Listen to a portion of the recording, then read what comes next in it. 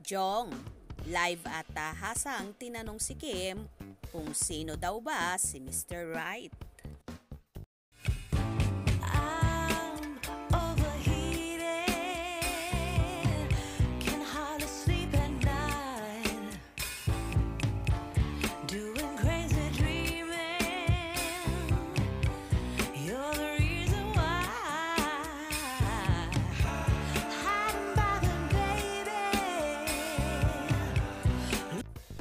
Sa naging isa sa episode ng afternoon show na It's Showtime, sa segment na Especially For You.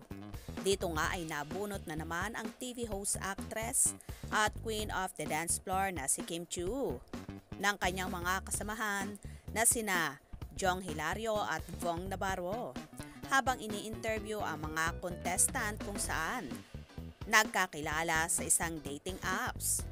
Habang nagpapaliwanag ang mga contestant dito nga ay nabanggit ni Kimmy na Right at si Mr. Right, kung saan pinatugtog nga ang kanta niya na Mr. Right. Habang pinapatugtog ang awiting yon, natawa na lamang si Kim at nasabi tuloy ni Jong, "Ayan kasi, ipinasok mo eh." Kung saan natanong din ng TV host ang dalaga kung sino daw ba talaga si Mr. Right. At tumawa na lang si Kimmy at hindi sinagot ang tanong na yon ni Jong. Nag-match po kami sa isang dating app. Pag-match kayo, swipe left. Swipe right. Right. Swipe right. You're right. Ikaw si Mr. Right!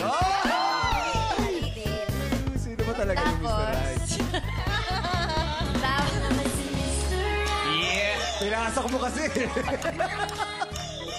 Bagay talagang ano eh. Naloka naman si Kim sa kanyang ginawa na alam naman niyang siya ang aalaskahin ng kanyang mga co-host na kahit nga si Karil na katabi ng dalaga ay natawa na lang sa reaction ni Chinita Princess. Kimi, sino nga ba si Mr. Right sa'yo? Si Paulo Avellino kaya? For sure, siya na yan. Dahil kitang-kita naman kung gaano ka-inlove ng dalaga na halatang halata na sa mga kilos at galaw nila. Palagi ngang tinutokso si Chinita Princess ng kanyang mga kasamahan kung saan nagbakasyon siya at absent ng ilang araw sa naturang programa.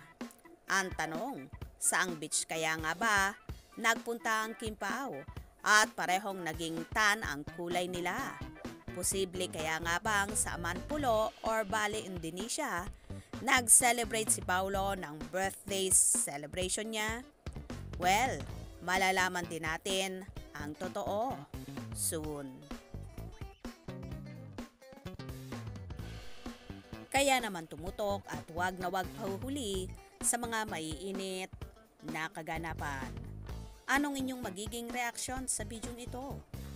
Comment below.